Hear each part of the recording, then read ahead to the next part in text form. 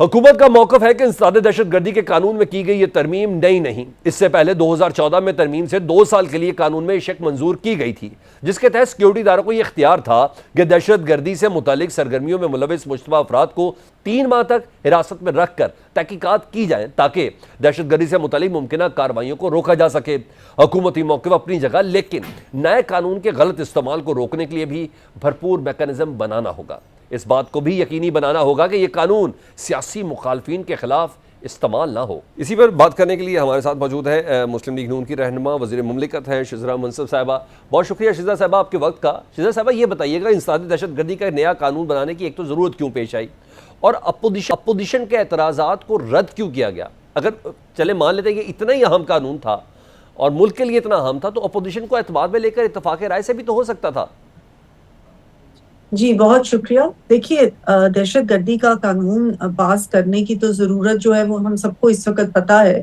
ہمارے ملک میں دہشت گردی کی لعنت نے دوبارہ سے سر اٹھا لیا ہوا ہے، اور ہمارے کچھ کے پی کے چند اضلاع میں تو آپ کو پتہ ہے کہ بہت اس طرح کا حالات ہیں کہ بہت تشویشناک حالات ہیں، اور جگہ جگہ ہمارے واقعات ہو رہے ہیں۔ بلوچستان میں دیکھ لیں، کے پی میں دیکھ لیں، اور یہ دہشت گردی تو ایسی چیز ہے جو کہ جب پھیلتی ہے تو پھیلتی جاتی ہے۔ تو اس کو روکنا، اس کو کنٹرول کرنا اس وقت بہت ضروری ہے۔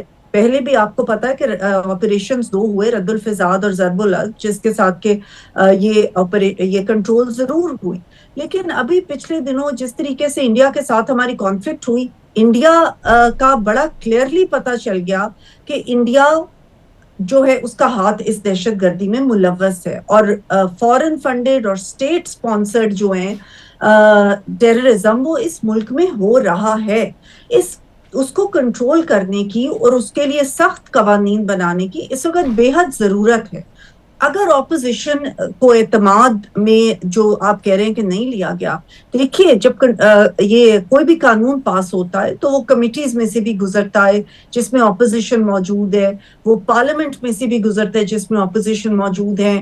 سب اپوزیشن کو اپنی رائے دینے کی اور اپنا موقف پیش کرنے کی ضرور موقع کہ بھارت کی اسٹیٹ سپانسرڈ ٹیررزم کا جواب جو ہے وہ ہم بات چیت سے دیں، تو یہ ممکن نہیں ہے۔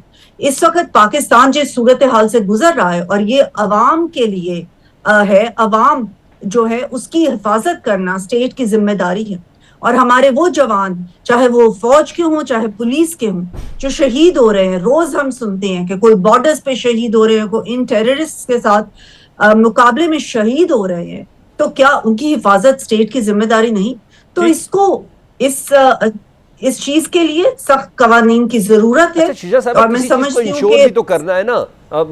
پاکستان میں قوانین میں اس طرح کی تبدیلی، جیسے پیکا جیسے قوانین ہیں، ہم نے دیکھا کہ ماضی میں یہ مخالفین کے خلاف استعمال ہوئے۔ اس چیز کی کیا گارنٹی ہے کہ یہ جو قانون ہے یا اپوزیشن رہنماؤں کے خلاف استعمال نہیں ہوگا، یا جو آوازیں حکومت کے ناقد کے طور پر اٹھ رہی ہیں ان کے خلاف استعمال نہیں ہوگا؟ دیکھیے، ہر قانون کے اندر یہ تو چیزیں رہتی ہیں نا۔ کوئی بھی ایسا قانون نہیں ہوتا جس کو کہ مس یوز نہ کیا جا سکے۔ بہت سارے ایسے قوانین ہیں، تو یہ تو ہر قانون کے بارے میں ہم یہ کوشش کر سکتے ہیں۔ حکومت ہمیشہ یہ کوشش کرتی ہے، جو بھی لا انفورسمنٹ ایجنسیز ہیں وہ بھی کوشش کرتی ہیں کہ کسی قانون کو مس یوز نہ کیا جائے، اور اس کو جس مقصد کے لیے بنایا گیا اسی مقصد کے لیے استعمال کیا جائے۔ یہ ایک آن گوئنگ پروسیس ہے جس کو کہ حکومت اسٹیٹ یہ انشور کرنے کی پوری کوشش کرتی رہتی ہے۔ باقی اگر کسی نے پچھلے دور میں کسی چیز کو مس یوز کی ہے تو ہم یہ نہیں کہہ سکتے کہ ہمیشہ ہی ایسا ہوگا یا ہمیشہ ہی وہ چیز مس یوز ہوگی۔ سخت قوانین، کچھ ایسے موقع ہوتے ہیں کہ سخت قوانین لاگو کرنا ضروری ہوتا ہے، اور یہ بھی ساتھ انشور کرنا ضروری ہوتا ہے کہ ان کو مس یوز نہ کیا جائے۔